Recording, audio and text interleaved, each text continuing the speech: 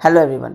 आज हम लोग पढ़ेंगे डिज़ाइन ऑफ स्टील स्ट्रक्चर में रिवेटेड कनेक्शन के न्यूमेरिकल्स के बारे में। लास्ट क्लास में ही हम लोग न्यूमेरिकल स्टार्ट कर चुके थे, बट वो वीडियो बहुत लंबा हो जाता है, इसलिए हम लोगों ने उसमें से 2 न्यूमेरिकल्स डिस्कस करके वहाँ स्टॉप कर दिया था।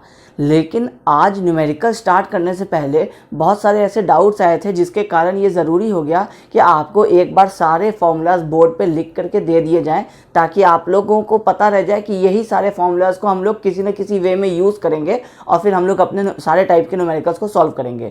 तो आप एक बार जल्दी से इस फॉर्मूला को देख लीजिए या नोट डाउन कर लीजिए, या फिर आप स्क्रीनशॉट भी ले सकते हैं। इसमें आपको सबसे पहला फॉर्मूला है डायमीटर ऑफ रिवेट का, जो हमारा अनविंस फॉर्मूला होता है, वो आपको 6.01 अंडर रूट टी होता है।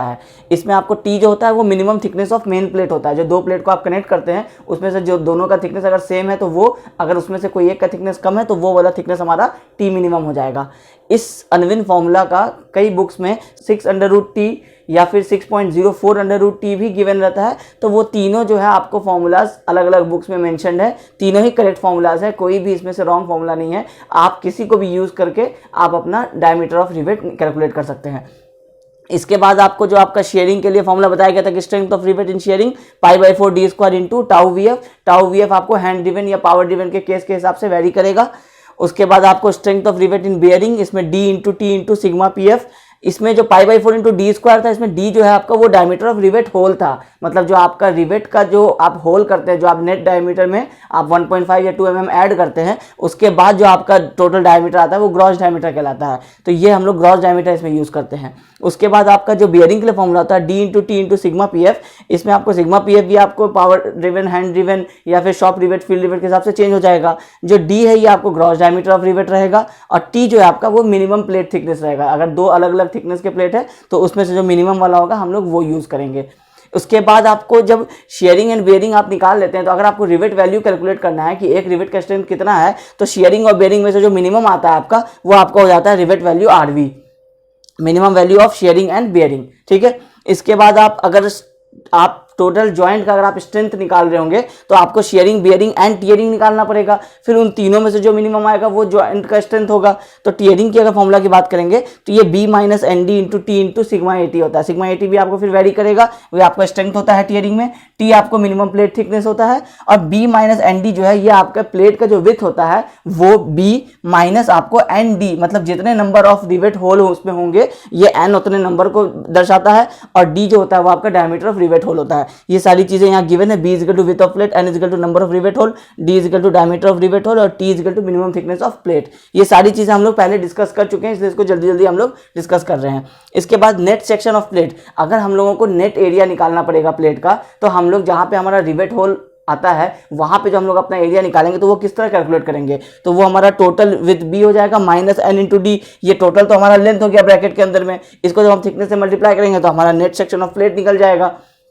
इसके बाद आता है स्ट्रेंथ ऑफ फुल प्लेट। अगर हम इस एनडी को माइनस नहीं करेंगे तो इसका मतलब है कि हम टोटल बी का कैलकुलेट कर रहे हैं, इसका मतलब है कि हम टोटल प्लेट की स्ट्रेंथ की बात कर रहे हैं। तो वो हो जाएगा हमारा strength of full plate b into T into sigma at. ये सिग्मा एटी आपको परमिसिबल स्ट्रेस है, बी इंटू टी आपको एरिया है। जब आप दोनों को मल्टीप्लाई कर देंगे तो आपको स्ट्रेंथ मिल जाएगा फुल प्लेट का।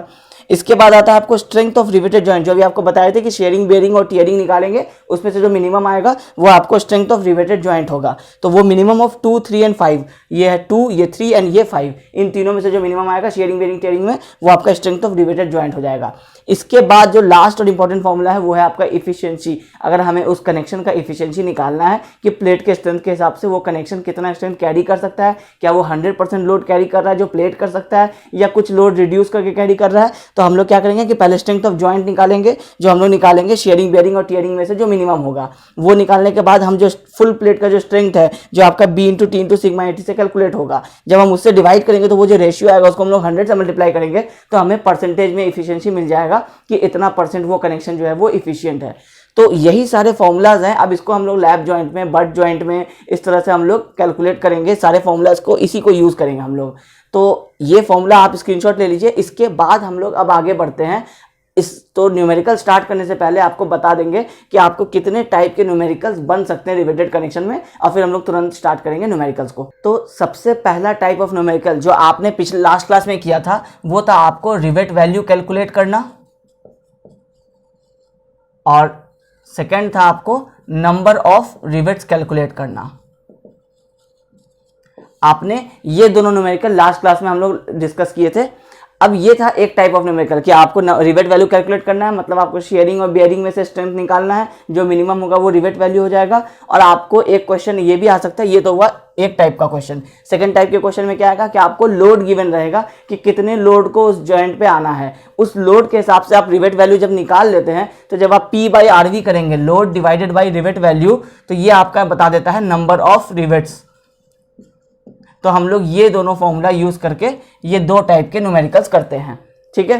अब उसके बाद जो थर्ड न्यूमेरिकल होता है वो आपको कहता है स्ट्रेंथ ऑफ जॉइंट कैलकुलेट करने के लिए, स्ट्रेंथ ऑफ रिवेटेड जॉइंट। इसमें क्या क्या टाइप हो सकता है? सबसे पहले कि स्ट्रेंथ ऑफ रिवेटेड जॉइंट कैसे निकालते हैं, इसका फॉर्मूला आपको पता है कि शेयरिंग, बियरिंग और टियरिंग हम लोग निकालेंगे, उसमें से जो तीनों आपका मिनिमम होगा वो आपका स्ट्रेंथ ऑफ रिवेटेड जॉइंट होगा। अब ये आपको या तो लैप जॉइंट के केस में पूछ सकता है, या तो फिर आपको सिंगल कवर बट जॉइंट, या फिर आपको डबल कवर बट जॉइंट,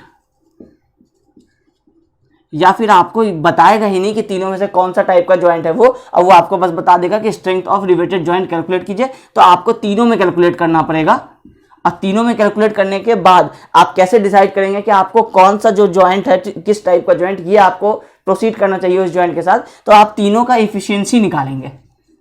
जब तीनों का स्ट्रेंथ निकाल लेंगे तो उसके बाद तीनों की इफिशियंसी निकालेंगे, और जब तीनों की इफिशियंसी में से जो सबसे ज़्यादा इफिशियंट होगा, जैसे इसमें अगर आपको 30% इफिशियंसी आ रहा है, इसमें अगर आपको 40% इफिशियंसी आ रहा है, और इसमें अगर आपको 55% इफिशियंसी आ रहा है, मतलब है कि डबल कवर बट जॉइंट जो है वो आपका ज़्यादा इफेक्टिव है, तो आप ये वाला कनेक्शन यूज़ करेंगे। ये आपका लास्ट का कंक्लूजन होगा। तो ये हम लोग कब करेंगे? जब हम लोगों को पता नहीं रहेगा कि जॉइंट किस टाइप का है। अगर क्वेश्चन में जॉइंट गिवन होगा तो फिर हम लोग उस जॉइंट को निकाल देंगे, और फिर अगर क्वेश्चन में गिवन होगा कि इफिशियंसी भी कैलकुलेट करेंगे तो हम लोग इफिशियंसी भी कैलकुलेट कर लेंगे। ये हो गया दूसरे टाइप का न्यूमेरिकल। ये एक टाइप्स में आते हैं, ये एक टाइप्स में आते हैं। अब एक टाइप में क्या आता है? डिजाइन। मतलब क्या होता है कि आपको रिवेटेड कनेक्शन के कोई भी इंफॉर्मेशंस नहीं गिवन होंगे, और आपको आईएस कोड के सारे स्पेसिफिकेशंस को याद रखते हुए उस न्यूमेरिकल को डिजाइन करना है, मतलब सारी चीजों को कैलकुलेट करना है। अब सारी चीजों में क्या क्या आएंगी? सबसे पहले आपको आएगा रिवेट वैल्यू। रिवेट वैल्यू कैसे निकलेगा? आपको ये निकलेगा शेयरिंग, और उसके बाद निकलेगा बेयरिंग। इन दोनों में से जो मिनिमम आएगा ये आपका रिवेट वैल्यू निकल गया। फिर आप निकालेंगे नंबर ऑफ रिवेट्स। तो नंबर ऑफ रिवेट्स कैसे निकालेंगे? इसके लिए आपको न्यूमेरिकल में लोड गिवन होगा, तो लोड डिवाइडेड बाई आप आरवी कर देंगे जब ये रिवेट वैल्यू, तो ये आपको बता देगा नंबर ऑफ रिवेट्स। अब आपका नंबर ऑफ रिवेट्स मिल गया, रिवेट वैल्यू मिल गया आपको। अब आपको इसको अरेंज किस तरह करना है? तो आपको निकालना होगा पिच। तो आप पिच किस तरह से निकालेंगे? पहला तो आपको जो पता है कि मिनिमम पिच कितना होता है, वो होता है 2.5 into dia of rivet. Maximum pitch कितना होता है? ये होता है आपको 16T या फिर 12T या फिर 1200, जैसा भी कॉम्प्रेशन या टेंशन रहेगा उस हिसाब से। अगर टेंशन रहेगा तो 16T, कॉम्प्रेशन रहेगा तो 12T, और दोनों ही केस में 200 से ज़्यादा तो वो हो ही नहीं सकता है। तो ये सारे केसेस हम लोग पिच का जानते हैं, मिनिमम और मैक्सिमम का। लेकिन अब हमारा कैलकुलेटेड पिच, कि हमारा लोड के हिसाब से कितना पिच आएगा, ये हम लोग किस तरह से निकालेंगे? कि अब ये तो हुआ मिनिमम, लेकिन अगर हम लोग मिनिमम प्रोवाइड कर दें, और हो सकता है कि मिनिमम हमारा आ रहा हो 60 mm, और हमारा 70 mm से कम अगर हम पिच प्रोवाइड करते हैं तो वो जॉइंट फेल हो जाएगा। तो हम लोग ये कैलकुलेटेड पिच निकालेंगे। ये तो हुआ आईएस कोड का स्पेसिफिकेशन की मिनिमम और मैक्सिमम। अब हम लोगों को कैलकुलेट करना है कि हमारे इस न्यूमेरिकल में हमारा मिनिमम पिच कितना रिक्वायर्ड हो रहा है। तो अब एक चीज समझने की जरूरत है, आपको रिवेट वैल्यू पता हो गया शेयरिंग और बेयरिंग में से। अब आपका जो टोटल स्ट्रेंथ ऑफ जॉइंट होता है, जो हम लोग यहाँ डिस्कस कर रहे थे, ये क्या होता है? शेयरिंग, बियरिंग एंड टियरिंग में से मिनिमम होता है। तो अब आपको शेयरिंग में फॉर एग्जांपल आंसर आया है 40 किलो न्यूटन, बियरिंग में आंसर आया है 50 किलो न्यूटन। तो अब जो आपका टियरिंग में आपका जो आंसर आएगा, जो आपका स्ट्रेंथ आएगा, अगर वो आपका 38 किलो न्यूटन हो जाएगा, तो इसका मतलब है कि आपका प्लेट जो है वो कनेक्शन जो है वो टियरिंग में फेल हो जाएगा। इसका मतलब है कि शेयरिंग में बेयरिंग में फेल नहीं हो रहा है। तो अब आपका पर्पस क्या है कि आपका एक रिवेट का वैल्यू आपने कैलकुलेट कर लिया 40, क्योंकि आपको पहले ये नहीं पता होता। जब आप रिवेट वैल्यू निकालते हैं तो आपको ये 40 और 50 वैल्यू होता है। तो आप क्या करते हैं? मिनिमम इस 40 को मानते हुए आप रिवेट वैल्यू 40 कर देते हैं, उसके हिसाब से आप कनेक्शन निकाल देते हैं। अब आपने निकाल दिया कि यहाँ 6 रिवेट्स लगेंगे। अब ये 6 रिवेट्स किसके हिसाब से लगेंगे? 40 किलो न्यूटन के हिसाब से लगेंगे। तो अगर अब आप 38 किलो न्यूटन कर देंगे स्ट्रेंथ ऑफ जॉइंट, तो आपको ये नंबर ऑफ रिवेट्स बढ़ जाएंगे। तो आपका सारा कैलकुलेशन जो है वो फिर से रिपीट हो जाएगा। तो तो अब आपको क्या करना है कि जो शेयरिंग बेयरिंग में से जो मिनिमम निकला है ये 40, आप अगर इसको टीयरिंग से इक्वल कर देंगे, मतलब अगर आपका टीयरिंग भी 40 किलो न्यूटन आ जाए तो आंसर तो आपका सारा वही रह जाएगा, कनेक्शन का जो सारा डिजाइन है वो आपका वही रह जाएगा, क्योंकि इधर भी 40 था इधर भी 40 था, मिनिमम स्ट्रेंथ 40 ही हुआ और रिवेट वैल्यू भी आपको 40 ही हुआ। तो ये इक्वेट करने का मतलब क्या हुआ कि जो आपका टीयरिंग का फॉर्मूला है b minus n D into T into sigma ए टी, अगर आप इसको इक्वेट कर देंगे जो आपका रिवेट वैल्यू है मिनिमम उससे अगर आप इक्वेट कर देंगे तो इसमें आपको क्या हो जाएगा कि आपको ये इसमें अगर आप ये फॉर्मूला नहीं लगा के अगर आप पिच वाला फॉर्मूला लगा देंगे एस माइनस एन डी, जो जब आपको पिच लेंथ गिवन होता है तो आप एज्यूम करेंगे कि आपको पिच अभी नहीं पता है, ये आपका एक्स है, तो अब आपको क्या निकालना है कि आपको पिच जो है वो आपका कितना में, आपका जो रिवेट वैल्यू है ये 40 है, तो अगर 40 से कम नहीं होना चाहिए, आप इतना पिच प्रोवाइड करना चाहेंगे जिससे कि आपका जो ये स्ट्रेंथ है ये 40 से कम नहीं होना चाहिए, क्योंकि अगर 40 से कम हो गया जो आपका प्रोवाइडेड पिच था उसके हिसाब से अगर स्ट्रेंथ आपका 40 से कम हो गया तो सारा कैलकुलेशन आपका रॉन्ग हो जाएगा, जो आप एज्यूम करके नंबर ऑफ रिवेट्स निकाल रहे हैं ये सारी चीजें। तो आप इसलिए क्या करेंगे कि इसको एज्यूम करेंगे एस, और ये बाकी वैल्यूज तो आपको गिवन होंगी, ये एस माइनस अगर आपको मान लीजिए 2 डाया आ रहे हैं तो 2 इंटू अगर आपको 22.5 आ रहा है इंटू अगर आपको एग्जांपल में यहाँ 10 mm का प्लेट है और ये आपको 150 है इक्वल टू 40 है, तो सारा अननोन, तो इसमें सिर्फ आपको एस है, तो इससे क्या होगा आपको एस कैलकुलेट हो जाएगा। अब ये जो एस आया, फॉर एग्जाम्पल अगर ये आपको आया 72 mm, तो ये एस आपको 72 आया, इसका मतलब क्या हुआ कि आप जो स्ट्रेंथ ले रहे हैं 40, जो आपका मिनिमम जॉइंट का स्ट्रेंथ है उस स्ट्रेंथ को अगर आपको मेंटेन करना है, अगर आपको 40 ही रखना है तो आपको मिनिमम 72 mm पिच प्रोवाइड करना पड़ेगा, आप इससे कम प्रोवाइड नहीं कर सकते हैं, क्योंकि अब आप बैक कैलकुलेशन करके देखिए, अब आपको एस मिल गया 72, अगर आप इस फॉर्मूला में यही रख देंगे एस का value 72 minus 22.5 into 2 into 10 into 150, तो जब आप इसको सॉल्व करेंगे तो आंसर क्या आएगा 40 ही आएगा। तो 40 आने का मतलब क्या है कि अगर आपको क्वेश्चन में 72 mm पिच गिवन रहता तो आपका टीयरिंग में भी स्ट्रेंथ 40 आता, शेयरिंग में भी 40 आता, बियरिंग में 50 आता, तो हर हाल में तो आपका वैल्यू 40 ही रह जाता ना। तो इसलिए आपको ये प्रोसेस हम लोग लेते हैं कि हम लोग एज्यूम करेंगे कि हमारा पिच कितना है और उसके हिसाब से हम लोग निकाल लेंगे कि पिच रिक्वायर्ड कितना आ रहा है। अब जो ये आ रहा है 72, इसको हम लोग इस मिनिमम और मैक्सिमम से चेक करेंगे कि कहीं ये इन दोनों से क्रॉस तो नहीं कर रहा है, मिनिमम से कम या मैक्सिमम से ज़्यादा तो नहीं हो रहा है। अगर उसके बीच में लाइक कर रहा है तो आप 72 से ज़्यादा कुछ भी प्रोवाइड कर दीजिए, क्योंकि 72 mm प्रोवाइड करना बहुत मुश्किल हो जाता है। साइट पर जब आप अगर mm में मेजर करेंगे तो राउंड फिगर जो होता है 70-75 वो ईजी है, लेकिन अगर आप 72-73 प्रोवाइड करेंगे तो वो डिफिकल्ट होता है। तो इसलिए आप यहाँ पे पिच प्रोवाइड कर देंगे, pitch is equal to 75 mm, जो 72 से ज़्यादा होना चाहिए।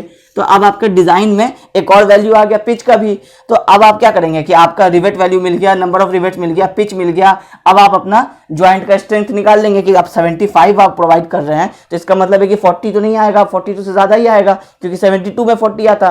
तो अब आप क्या करेंगे टीयरिंग के लिए भी अपना कैलकुलेट कर लेंगे कि कितना आ रहा है, ये आपका s minus n D into T into sigma ए टी, ये करेंगे जो वैल्यू आएगा तो आपको शेयरिंग बेयरिंग टेयरिंग में से मिनिमम मिल जाएगा, तो आप बता देंगे कि स्ट्रेंथ ऑफ रिवेटेड जॉइंट इतना है। फिर आपको कहा जाएगा कि इफिशिएंसी निकालिए, तो इफिशिएंसी निकालने के लिए आप फुल प्लेट का स्ट्रेंथ ले लेंगे।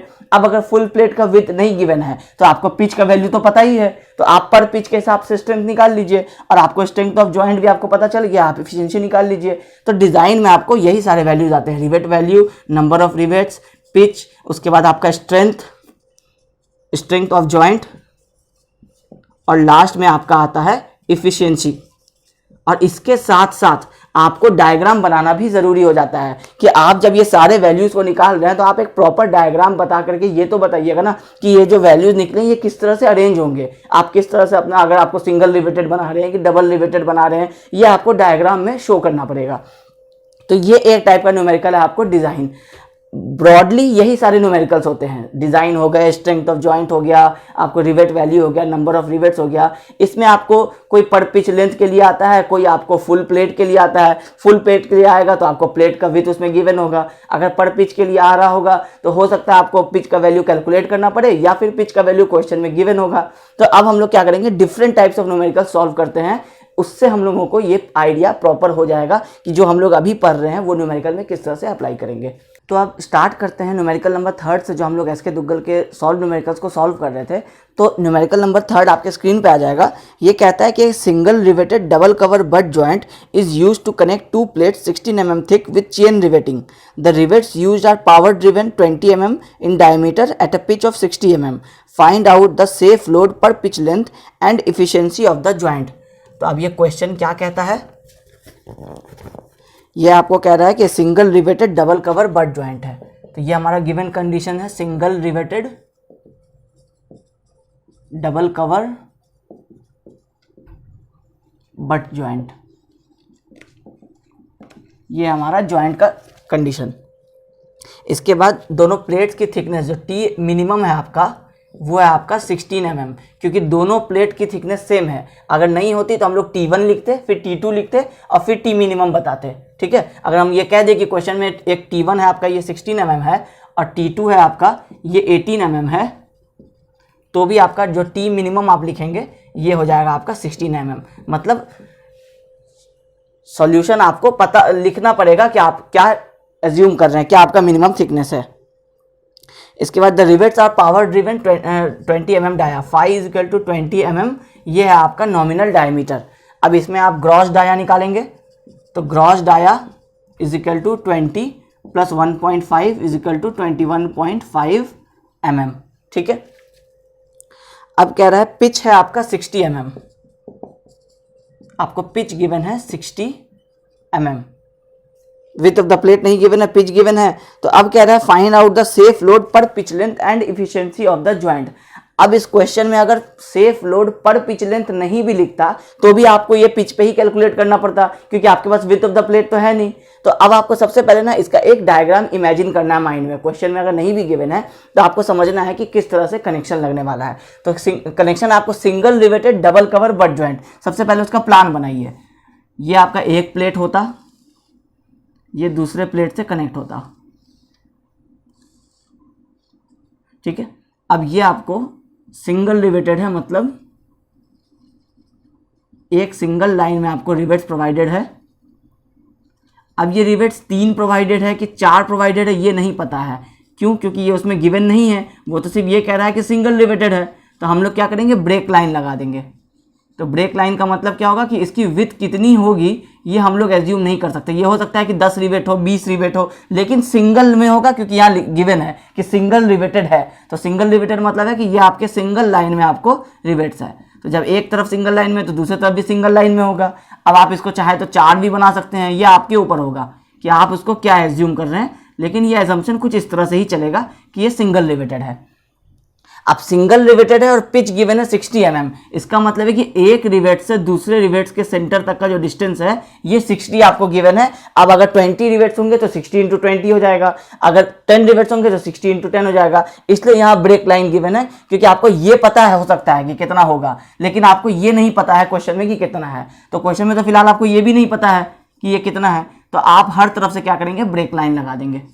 ये एक प्रॉपर डायग्राम है riveted connection single riveted double cover butt joint का। अब इसमें आप अपना ये कवर प्लेट दिखा देंगे इस तरह से कि ये आपका कवर प्लेट है। अब सिंगल डबल कवर है तो अगर आप इसका सेक्शन बनाएंगे तो ये आपका प्लेट है, इसके ऊपर आपको एक इस तरह से कवर आ रहा है, इसके नीचे भी आपको इस तरह से कवर आ रहा है, और ये आपको रिवेट से कनेक्टेड है।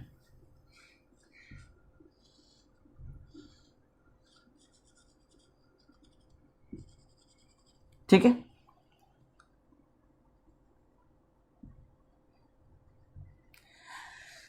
अब आपको कह रहा है safe load per pitch length. तो सेफ लोड जो एक्शन कैरी कर सकता है वो क्या होता है, स्ट्रेंथ ऑफ द जॉइंट, कि आपका ये जॉइंट कितने स्ट्रेंथ पे लोड के बाद फेल कर जाएगा। तो इसका मतलब है कि आपको क्या निकालना है, शेयरिंग, बियरिंग एंड टियरिंग, तीनों में से जो मिनिमम होगा वो आपका स्ट्रेंथ हो जाएगा जॉइंट का।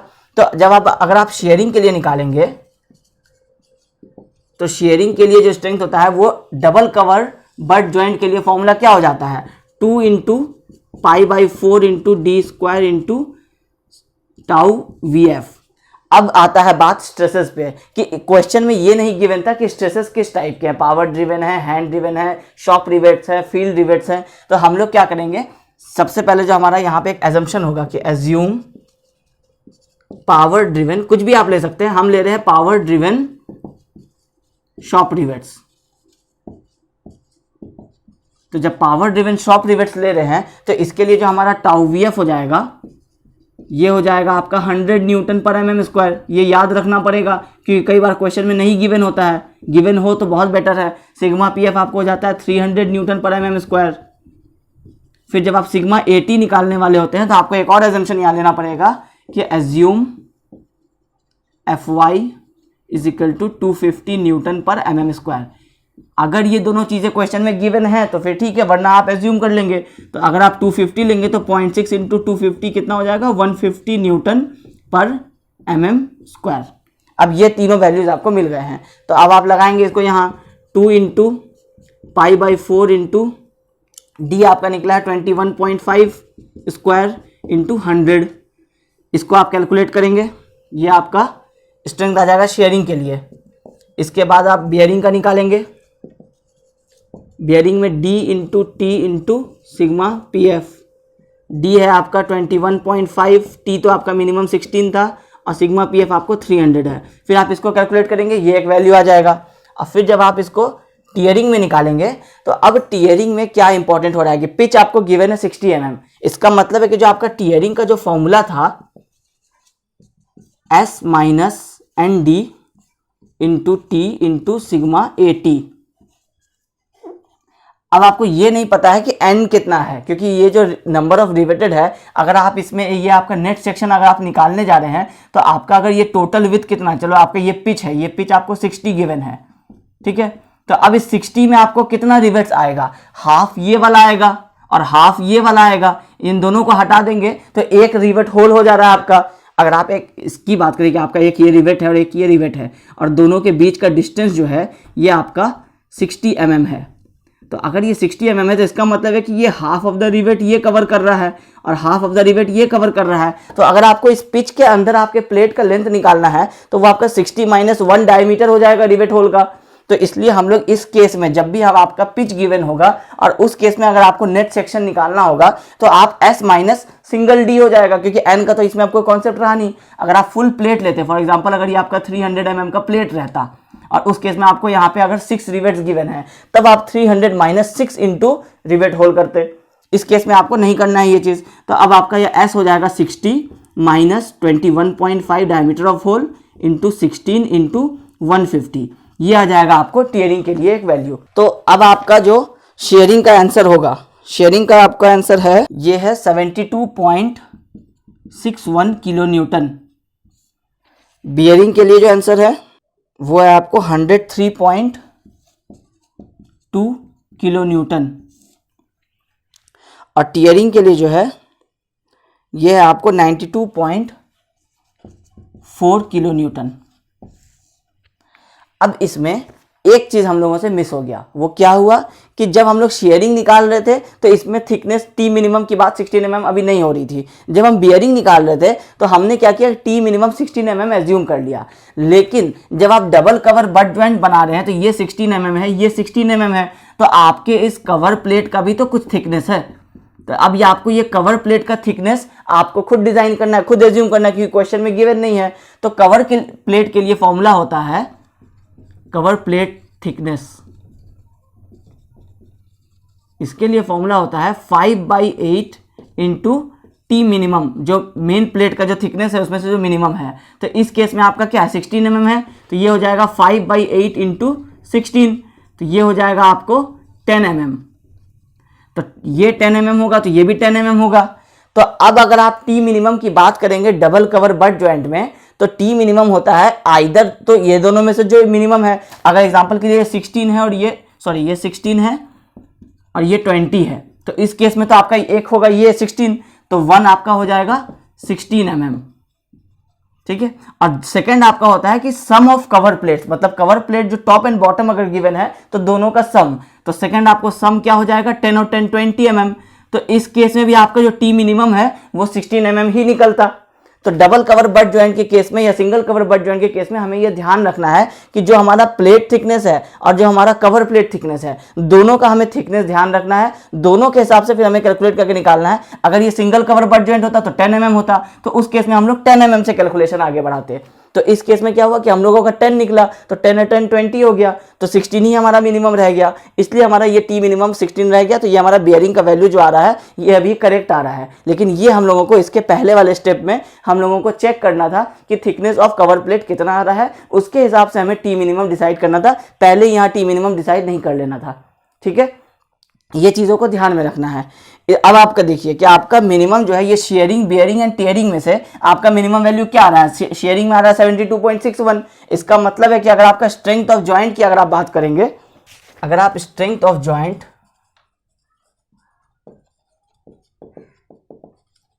पर पिच लेंथ की बात करेंगे तो ये कितना हो जाएगा आपका 72.61। अब आप ये देखिए कि आपका शेयरिंग में आप पर पिच लेंथ नहीं निकाल रहे थे, बियरिंग में आप पर पिच लेंथ नहीं निकाल रहे थे, लेकिन टीयरिंग में आप पर पिच लेंथ निकाल रहे थे। तो एक्चुअल कंडीशन में आप शेयरिंग के लिए भी पर पिच लेंथ ही निकाल रहे थे, क्योंकि जब आप ये वैल्यू निकाल रहे थे तो इसका मतलब क्या था कि ये आप सिंगल रिवेट के लिए निकाल रहे हैं। तो सिंगल रिवेट के निकालने का मतलब ये था कि आप इधर आपके 5 रिवेट है या आपके सिंगल रिवेट ही है, आपको ये तो कुछ भी नहीं पता, ये तो सिर्फ आपका एजम्पशन है।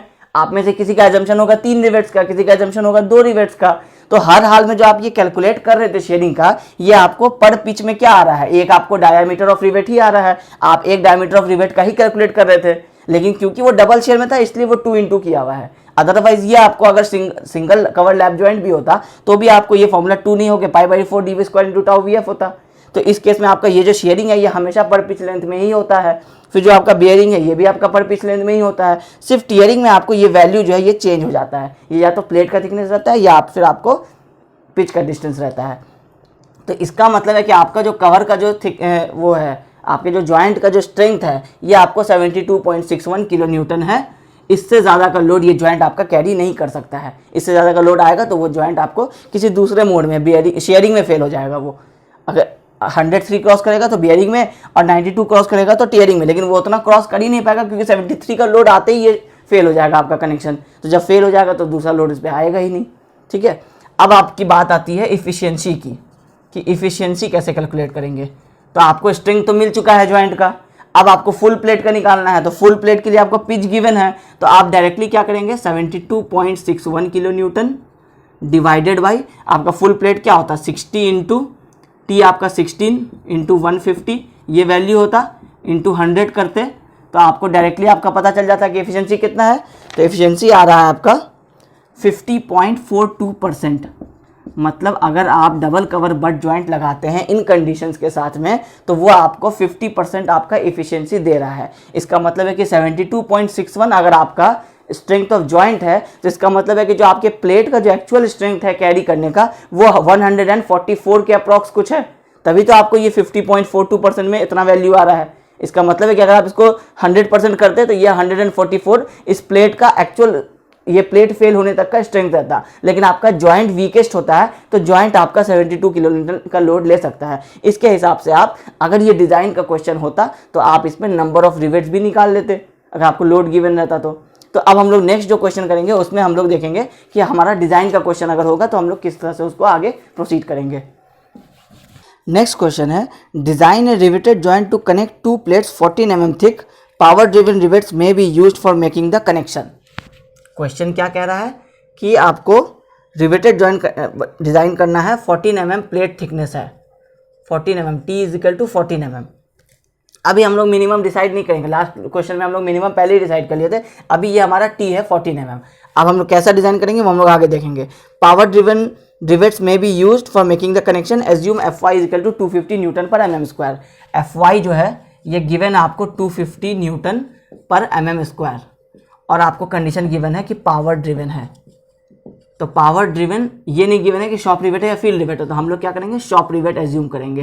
तो जब शॉप रिवेट एज्यूम करेंगे तो हमारा टाउ VF हो जाएगा 100 MPa, सिग्मा PF हो जाएगा 300 MPa और क्योंकि यहाँ पे एफ वाई गिवन है तो आपका सिग्मा ए टी यहीं पे हो जाएगा 150 Newton per mm square, 150 ampere.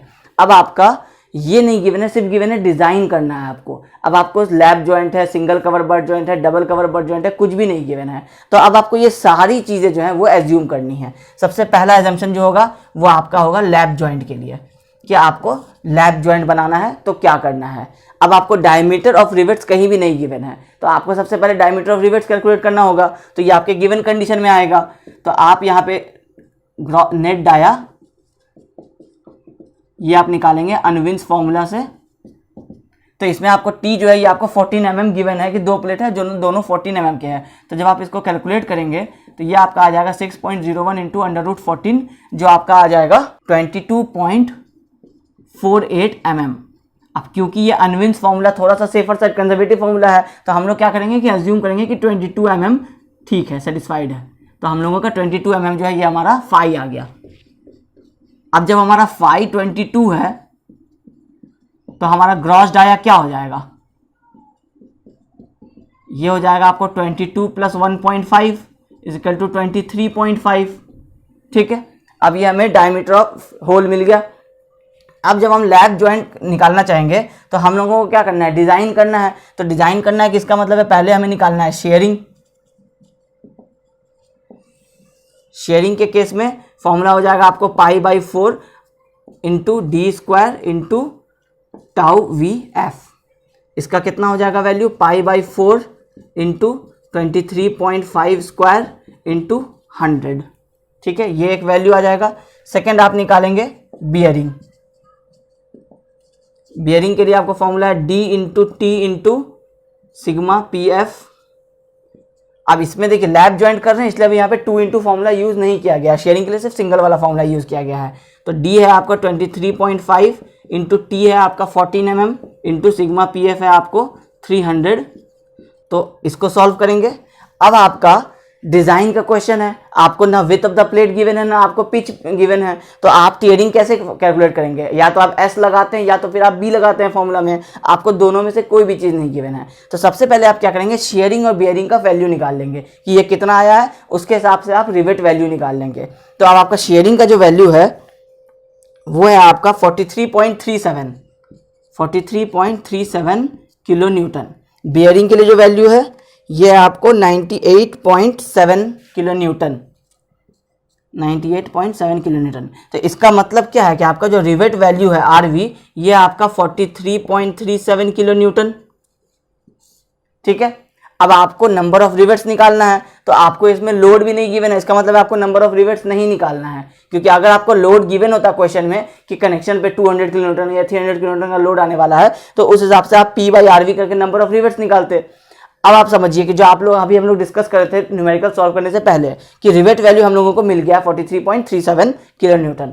अब हमें पिच नहीं पता है, तो पिच हमें निकालने के लिए, पिच अननोन है, तो हम क्या करेंगे, टीयरिंग के फॉर्मूला में अगर हम S minus ND into T into sigma AT equal अगर हम कर देंगे इस रिवेट वैल्यू के 43.37 किलो न्यूटन के, तो इसमें हमारा सिग्मा AT 150 पता है, टी हमें 14 पता है। अब क्योंकि जब हम एक पिच की बात कर रहे हैं इसका मतलब है कि यहाँ पे सिर्फ एक डायमीटर ऑफ होल आएगा।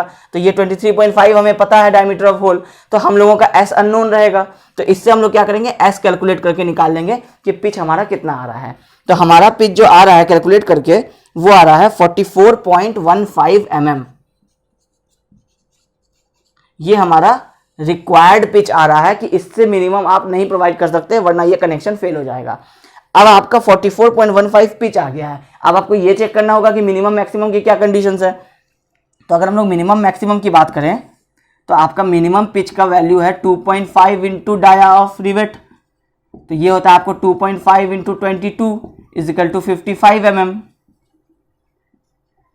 ठीक है, अब मैक्सिमम कितना है, तो मैक्सिमम तो बाद में बात करेंगे, पहले मिनिमम में ही आपका ये सेटिस्फाई हो गया कि आपका 55 mm मिनिमम रिक्वायर्ड है। और आपका जो लोड के आपके जो कंडीशंस के हिसाब से आ रहा है वो 44 है। इसका मतलब आप 44 तो प्रोवाइड कर ही नहीं सकते हैं, आपको तो मिनिमम ही 55 mm है IS कोड के हिसाब से।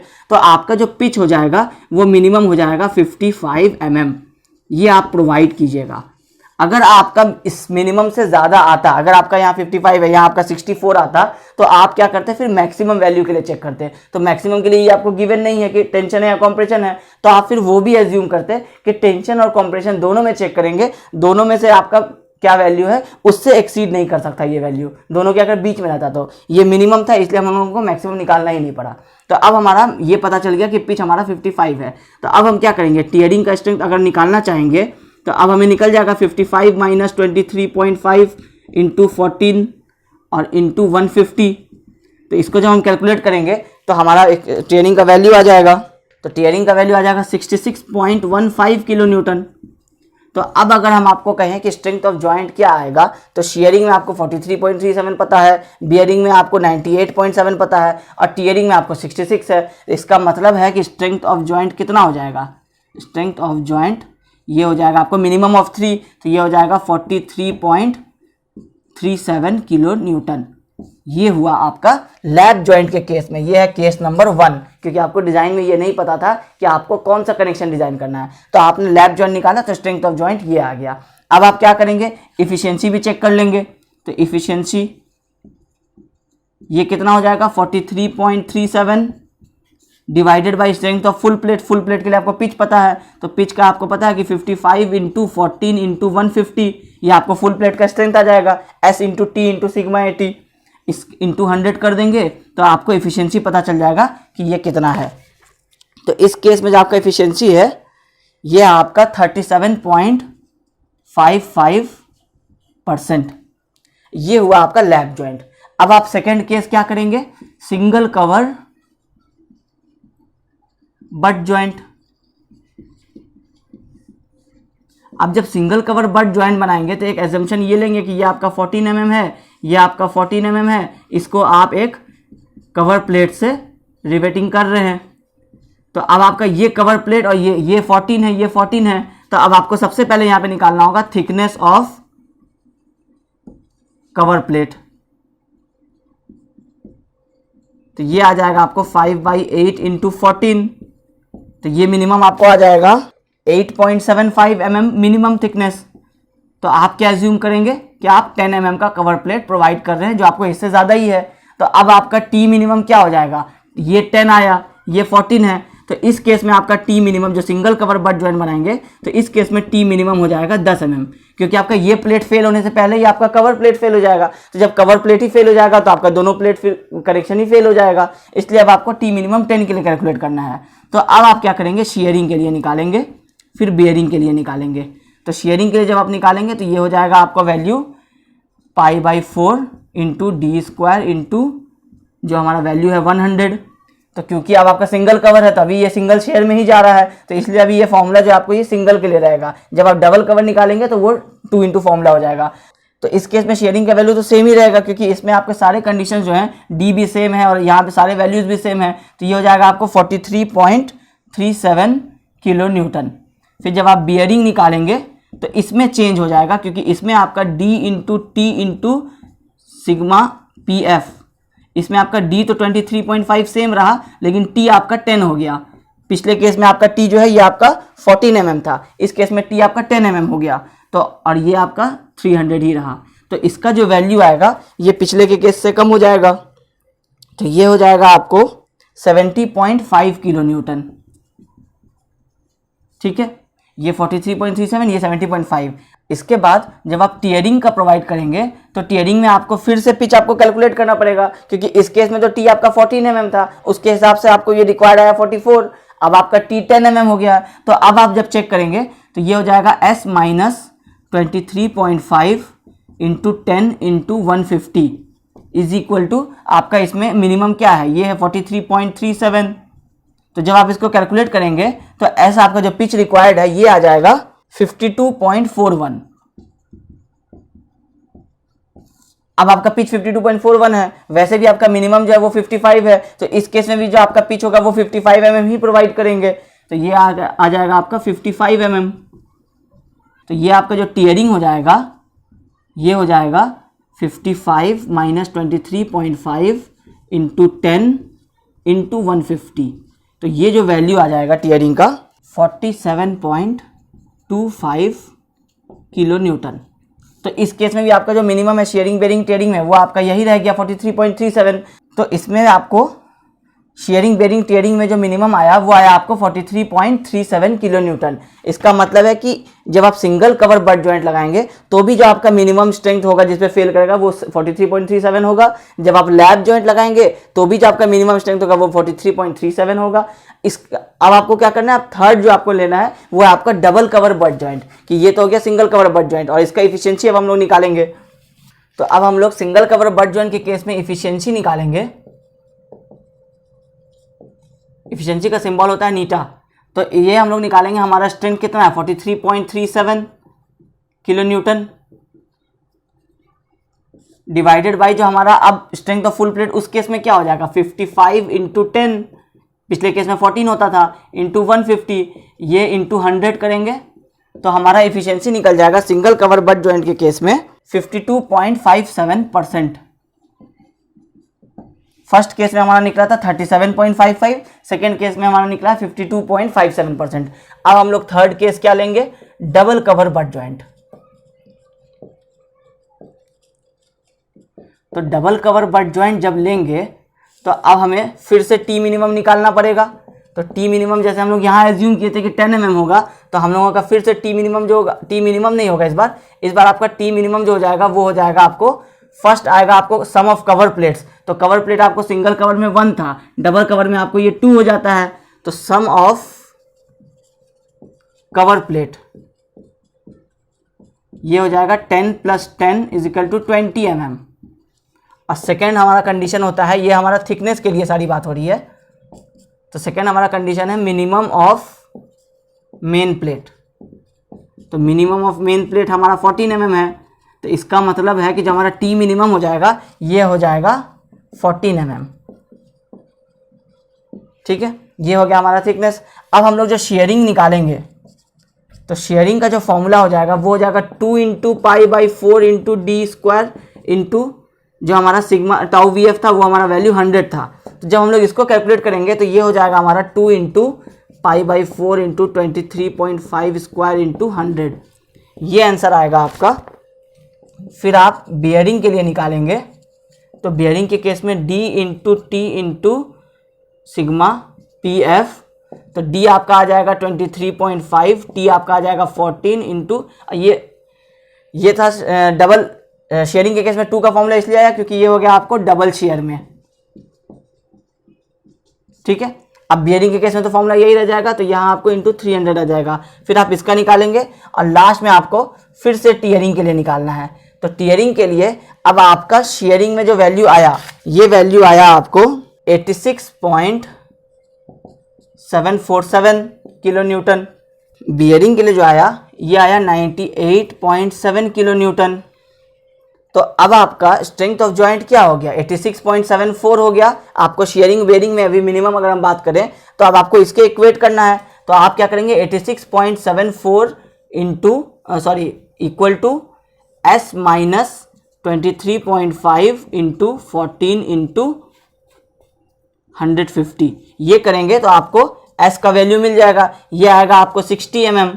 तो आपका पिच आ गया 60 mm। अब अगर आप टीयरिंग का स्ट्रेंथ निकालना चाहेंगे कि टीयरिंग में स्ट्रेंथ कितना है, तो ये आपको आ जाएगा 60 - 23.5 × 14 × 150।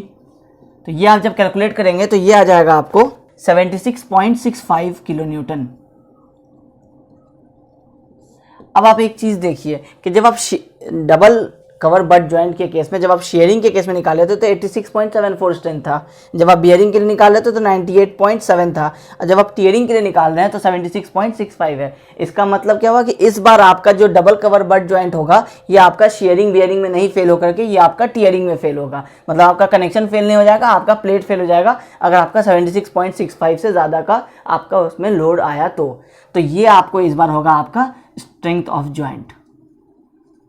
तो इससे क्या पता चलता है कि हर बार ज़रूरी नहीं है कि शेयरिंग में ही प्लेट फेल हो, कई बार वो बियरिंग में भी फेल होता है, कई बार वो टीयरिंग में भी फेल होता है। इसलिए हम ये एज्यूम नहीं कर सकते हैं, हमें हर बार ये कैलकुलेट करके चेक करना पड़ेगा कि हमारा जो कनेक्शन है वो किस पे फेल हो रहा है।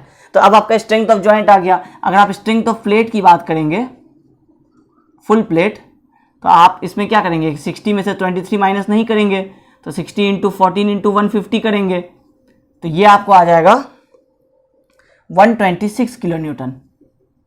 तो अगर आपको इफिशिएंसी निकालना हुआ तो ये हो जाएगा आपको 76.65 डिवाइडेड बाई 126 इंटू 100, जो कि अप्रॉक्स आएगा आपको 60.83%। तो अब आपको क्या समझ में आया कि जब आप लैब ज्वाइंट करते हैं तो उसमें आपको एफिशिएंसी कुछ ऑब्टेन हुआ 37%, जब आप सिंगल कवर बट ज्वाइंट करते हैं तो उसमें ऑब्टेन हुआ 52%, और जब आप डबल कवर बट ज्वाइंट करते हैं तो एफिशिएंसी आया 60.83%।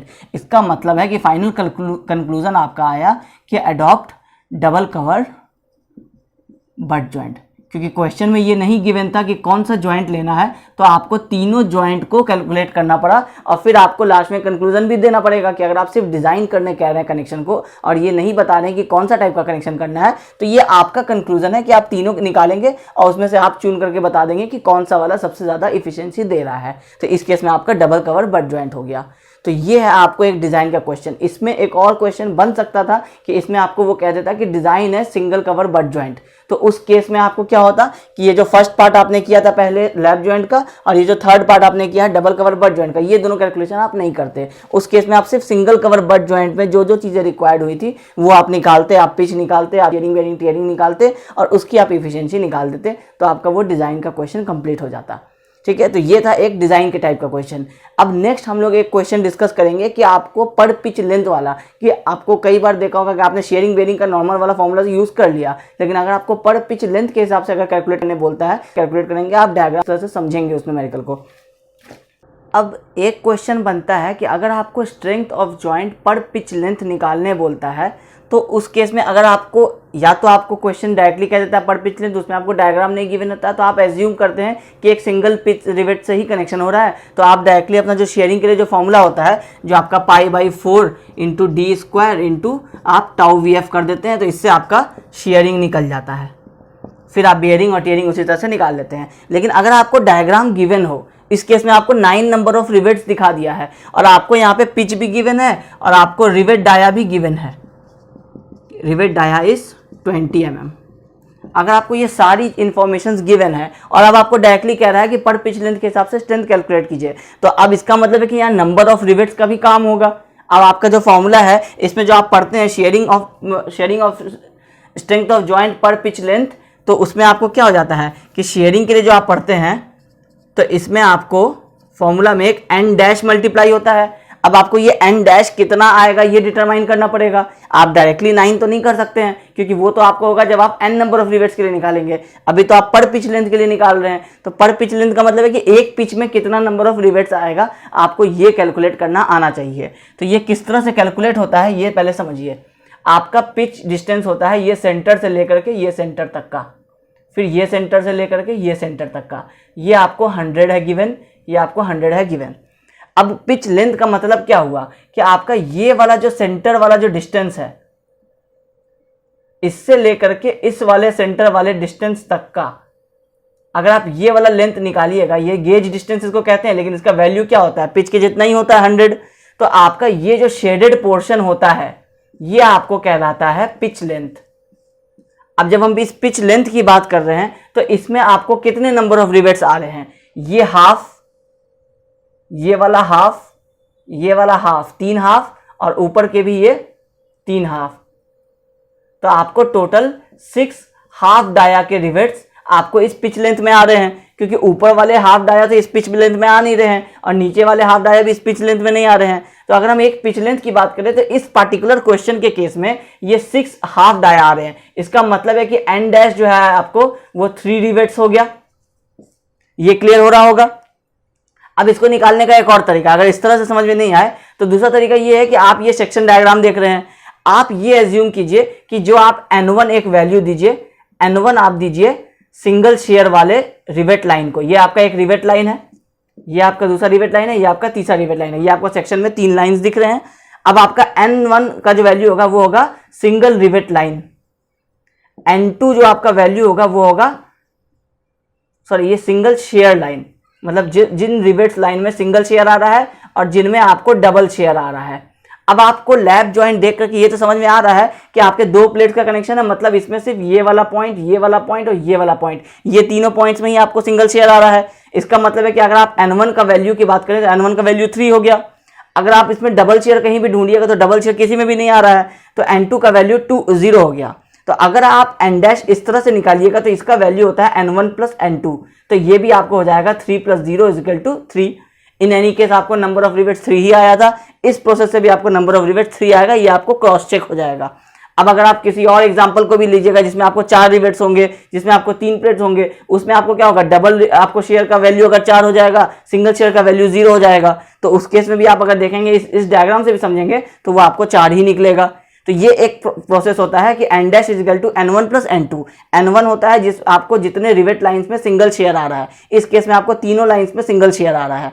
N2 होता है कि डबल शेयर कितनों में आ रहा है, तो इसमें से किसी में भी डबल शेयर नहीं आ रहा तो 0 हो गया। दोनों को ऐड कर दीजिए, इससे आप निकाल सकते हैं N डैश। ये आपको बता देगा कि N डैश का वैल्यू कितना है, उसको आप यहाँ पुट कर देंगे, आपको शेयरिंग पर स्ट्रेंथ पर पिच लेंथ के हिसाब से आपको शेयरिंग के केस में निकल जाएगा। फिर सेम आप बियरिंग के केस में भी करेंगे। फिर जब आप टीयरिंग के केस में करेंगे, जब इंपॉर्टेंट टीयरिंग में आ जाएगा कि फिर आपको क्या हो जाएगा, S minus D N D into T into sigma ए टी। इस केस में S तो आपको गिवन 100 है। अब आप N माइनस एन डी में क्या कीजिएगा, तो ये तो आपको हमेशा से पता है कि जब आप नेट सेक्शन निकालते हैं, अगर इसी का एक छोटा सा डायग्राम बनाएं तो आपको ये पिच लेंथ है, ये पिच लेंथ 100 है, इसमें आपको हाफ डाया यहाँ है, हाफ डाया यहाँ है, तो ये वाला जो हाफ है और ये वाला जो हाफ है, आप ये दोनों को अगर इस पिच लेंथ S में से माइनस कर दीजिएगा तो आपको इस प्लेट का यहाँ पे नेट एरिया मिल जाएगा। तो ये कितना हो जाएगा, S माइनस डी हो जाएगा, क्योंकि ये हाफ डी है, ये हाफ डी है, दोनों को इक्वेट करेंगे तो 1 डी हो जाएगा। तो S minus D into T into sigma A T. तो इस क्वेश्चन के केस में, ऐसा सारे केस में S माइनस डी हो जाएगा डायरेक्टली। फिर इससे आप कैलकुलेट करके निकाल लीजिए, तीनों में से जो आपको कम आएगा वो आपका स्ट्रेंथ ऑफ ज्वाइंट पर पिच लेंथ हो जाएगा। ठीक है, तो वैल्यूज कैलकुलेट नहीं कर रहे हैं, वो तो आप अपना कंडीशंस, आपका वैल्यूज अलग अलग हो सकता है, आपको प्रोसेस यही अपनाया जाएगा उस केस में। ये अगर आपको समझ में आ रहा है तो आप कोई सा भी ऐसा न्यूमेरिकल सॉल्व कर सकते हैं। इसके बाद एक क्वेश्चन और डिस्कस कर लेते हैं, एक टाइप का, कि अगर आप डिजाइन का क्वेश्चन कर रहे हैं और आपको अगर एग्जाम्पल के लिए आपको जो टोटल नंबर ऑफ रिवेट्स अगर आप निकालते हैं, इनकेस अगर क्वेश्चन में आपको अगर गिवन है, अगर हम दूसरे क्वेश्चन की बात करें तो वो कहता है design A lap joint for 200 kilo Newton load. ठीक है, बाकी सारी चीजें हम लोग एज्यूम करेंगे। तो डायमीटर ऑफ रिवेट्स आप निकाल लेंगे, पावर ड्रिवन आप एज्यूम कर लेंगे, FY 250 आप एज्यूम कर लेंगे। इंपॉर्टेंट ये है कि आपको लैप जॉइंट करना है और 200 किलो न्यूटन लोड के लिए करना है। अब जब आप इसमें कैलकुलेट किए, आप इसमें RV निकाले, रिवेट वैल्यू, वो रिवेट वैल्यू फॉर एग्जाम्पल आपका आ गया 40 किलो न्यूटन। अब अगर आपको निकालना है नंबर ऑफ रिवेट्स, क्योंकि इस क्वेश्चन में आपको गिवन है 200 किलो न्यूटन, जिसमें नहीं गिवन होता उसमें आप नंबर ऑफ रिवेट्स नहीं निकाल सकते हैं, इसमें आपको गिवन है। तो अगर आप नंबर ऑफ रिवेट्स निकालना चाहेंगे तो P बाई RV करते हैं, तो P है आपका 200, RV है आपका 40, तो नंबर ऑफ रिवेट्स आ गया आपको 5। अब आप इस 5 रिवेट्स को किस तरह से अरेंज करेंगे, तो ये समझिए, ये आपका एक लैप जॉइंट है, या फिर आपका अगर बट जॉइंट भी होता तो कोई इसमें केस में वो डिफरेंस नहीं होगा। ये आपका लैप जॉइंट है। आपका हमेशा जिधर से फोर्स लगता है उधर से जो आपका पहला सेक्शन होता है वो आपका क्रिटिकल होता है। तो लैप जॉइंट में आप क्या करेंगे कि क्योंकि आपका अपर प्लेट कौन सा है वो इंपॉर्टेंट होगा। अगर आपके सेक्शन की बात करें कि अगर आपका ये प्लेट अपर है और ये प्लेट आपका लोअर है, तो फिर यहाँ पे जो आपका पहला रिवेट होगा वो आपका सबसे क्रिटिकल होगा। तो आप क्या करेंगे, यहाँ पे एक सिंगल रिवेट लगाएंगे, उसके बाद आप यहाँ पे डबल रिवेट लगाएंगे और फिर आप यहाँ डबल रिवेट लगाएंगे। लेकिन यही केस में अगर ये प्लेट ऊपर होता, ये प्लेट नीचे होता, तो ये सिंगल रिवेट आप इस तरफ लगाते, फिर आपका ये जो सेक्शन है ये अभी यहाँ 1 है, उस केस में वो यहाँ पे 1 हो जाता। अब आपका ये सेक्शन नंबर 2 है, अब आपका ये सेक्शन नंबर 3 है। तो जब आपका इस तरह से अगर आपका निकल जाता, नंबर ऑफ रिवेट्स 5 निकल जाते हैं, तो आप इस तरह से अरेंज करेंगे। अब जब आप इस तरह से अरेंज करेंगे तो शेयरिंग और बियरिंग में तो कोई डिफरेंस नहीं आएगा। लेकिन अगर आप जब टीयरिंग स्ट्रेंथ निकालेंगे तो आप टीयरिंग स्ट्रेंथ कहाँ पे निकालते हैं, नेट सेक्शन पे निकालते हैं। तो नेट सेक्शन में आप क्या करते हैं, B माइनस एन डी करते हैं। इसमें आपको सिंगल रिवेट आ रहा है तो आप इसमें क्या करेंगे, B माइनस ये सिंगल डायमीटर कर देंगे और इससे आपको निकल जाएगा टीयरिंग का स्ट्रेंथ। लेकिन हो सकता है कि ये वाला स्ट्रेंथ नहीं फेल, ये क्योंकि जब आपको ये डबल रहता था, जिस केस में ये वाला केस नहीं रहता था, तो आप क्या करते थे, 1 पे निकालते थे, 1 पे फेल नहीं हुआ तो 2 पे भी फेल नहीं होगा।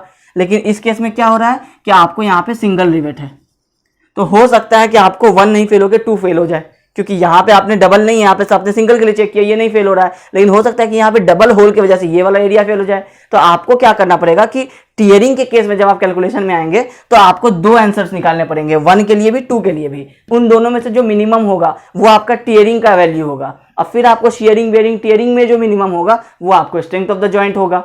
तो हम लोग क्या करेंगे, फर्स्ट निकालेंगे शेयरिंग, सेकेंड निकालेंगे बियरिंग, और थर्ड निकालेंगे टीयरिंग। और टीयरिंग के अंदर हम लोग दो वैल्यूज निकालेंगे, पहला जो सेक्शन 1 के लिए और दूसरा जो सेक्शन 2 के लिए, और उन दोनों में जो मिनिमम होगा वो हमारा टीयरिंग का वैल्यू आएगा, और फिर इन तीनों में से जो मिनिमम होगा वो हमारा स्ट्रेंथ ऑफ द जॉइंट आएगा। अब जो हम 1 के लिए निकालेंगे तो इसमें जो हम फॉर्मूला यूज करेंगे ये होगा आपको B minus D into T into sigma A T. लेकिन जब हम 2 पे आएंगे तो 2 पे हम लोग क्या करेंगे, B minus 2D into T into sigma ए टी, ये होगा क्योंकि यह 2D है। लेकिन ये प्लेट यहां से इस तरह से फेल होने वाला है, इसका मतलब है कि ये वाला जो रिवेट है ये फेल नहीं हुआ है और वो यहां से फेल होने वाला है। तो यहां से फेल होगा तो ये वाला रिवेट आपको कुछ तो एक्स्ट्रा वैल्यू ऐड करके देगा ना स्ट्रेंथ में, ये कुछ तो आपको होल्ड करेगा, रेजिस्ट करेगा ब्रेक होने के लिए। तो ये जो रिवेट रेजिस्ट करेगा इसके लिए आपको एक रिवेट वैल्यू इस सेकंड वाले 2 के सेक्शन में ऐड करना पड़ेगा। अब अगर आप मान लीजिए सेक्शन 3 पे अगर आप निकालना चाहते हैं अपना स्ट्रेंथ, तो जब आप सेक्शन 3 पे निकालेंगे तो इसमें फॉर्मूला तो यही रहेगा B minus 2D into T into sigma A T, क्योंकि यहाँ पे आपको ये एक डाया और ये एक डाया आपको माइनस हो रहा है। लेकिन इसमें आपको ऐड क्या करना पड़ेगा, ये 1, ये 2 और ये 3 रिवेट का फुल स्ट्रेंथ, क्योंकि जब यहाँ से टीयर होगा तो ये 3 रिवेट आपको रेजिस्ट करने में हेल्प करेगा। तो फिर जब थर्ड वाले का फॉर्मूला बताएंगे तो यहाँ पे आपको 3R भी ऐड हो जाएगा। उसी तरह से आप जिस भी सेक्शन का निकालेंगे उसके पहले वाले जितने भी नंबर ऑफ रिवेट्स होंगे वो नंबर ऑफ रिवेट्स आपको फॉर्मूला में ऐड हो जाएंगे। तो इस तरह से आप निकालेंगे। टीयरिंग में आप सेक्शन 1, 2, 3, 3 सबका वैल्यू, उसमें से जो मिनिमम आएगा वो आपका टीयरिंग का स्ट्रेंथ हो जाएगा, और फिर शेयरिंग बेयरिंग टीयरिंग में जो मिनिमम हो जाएगा वो आपका स्ट्रेंथ ऑफ द जॉइंट हो जाएगा। तो इसके बाद ये होगा आपका एक तरह का न्यूमेरिकल। अब एक तरह का न्यूमेरिकल और आ सकता है, वो हो सकता है आपको कि आपको अगर ये जो पिच लेंथ है ये अगर आपको ये गिवन हो x और ये आपको बता रहा हो कि सेकेंड जो पिच है वो 2x है, ठीक है। ऐसा भी एक क्वेश्चन होता है कि जो दोनों पिच है वो सेम नहीं होगा, ये आपको x डिस्टेंस पे होगा, ये आपको 2x डिस्टेंस पे होगा। तो उस केस में क्या होगा, आपको x निकालना पड़ेगा कि पिच का डिस्टेंस क्या है। कैसे निकालेंगे हम लोग, तो हम लोग सेम प्रोसीजर जैसे हम लोग अभी कैलकुलेट किए थे, जिसमें हम लोगों का फॉर्मूला था पिच का s minus D into T into sigma A T. इसको हम लोग इक्वेट करेंगे शेयरिंग और बेयरिंग में से जो हमारा मिनिमम आएगा इस कंडीशन में, क्योंकि इसमें अगर हम लोगों को शेयरिंग और बेयरिंग निकालना है तो उसमें तो हमें पिच की जरूरत पड़ती नहीं है, उसमें तो जो हमें नंबर ऑफ रिवेट्स और जो गिवन कंडीशन होंगे उसके हिसाब से निकल जाएगा। तो फॉर एग्जांपल अगर हमारा 40 किलोन्यूटन आ रहा होगा शेयरिंग और बेयरिंग का इस x और 2x के केस में मिनिमम, तो इससे जब हम इक्वेट करेंगे तो हमें s मिल जाएगा। ये s हमारा क्या होगा, पिच हो जाएगा सिंगल x। जब ये हमें मिल जाएगा तो फिर हम क्या करेंगे, 2 टाइम्स मल्टीप्लाई करके इसका जो 2s होगा वो निकाल लेंगे। और हमें इन दोनों वैल्यू को चेक करना होगा कि ये आपको मिनिमम पिच और मैक्सिमम पिच के अंदर आ रहे हैं या नहीं आ रहे हैं। अगर नहीं आ रहे हैं तो उस हिसाब से आपको जो मिनिमम पिच रिक्वायर्ड होगा वो आपको चेंज करना पड़ेगा। अगर आपको एग्जांपल के लिए जैसे 55 अगर मिनिमम रिक्वायर्ड है और आपका अगर यहाँ 44 आ रहा है तो आपको ये जो प्रोवाइड करना पड़ेगा ये प्रोवाइड करना पड़ेगा 55, और उसके हिसाब से जब ये 2s हो जाएगा तो ये 110 हो जाएगा। तो फिर आपको ये चेक करना पड़ेगा कि जो 110 आ रहा है ये आपका मैक्सिमम पिच जो कंप्रेशन या टेंशन दोनों में से जो भी केस होगा उसमें ये सेटिस्फाई कर रहा है कि नहीं। अगर दोनों में से कोई केस नहीं गिवन है तो मिनिमम आपको 12T या 200 होगा कंप्रेशन के केस वाला। तो उससे आपको ये चेक करना पड़ेगा कि ये आपको इसके अंदर आ रहा है कि लिमिट के अंदर आ रहा है कि नहीं आ रहा है। तो इससे ज़्यादा और कोई न्यूमेरिकल के टाइप्स नहीं होंगे, यही सारे टाइप्स आपको आज डिस्कस कर दिए हैं। इनमें से ही आपको सारे न्यूमेरिकल्स बनेंगे जितने भी पॉसिबल हो सकते हैं। तो आई होप आपको ये वीडियो पसंद आया होगा। अगर ये वीडियो पसंद आया तो इस वीडियो को लाइक कीजिए और मेरे चैनल को सब्सक्राइब कीजिए। Thank you.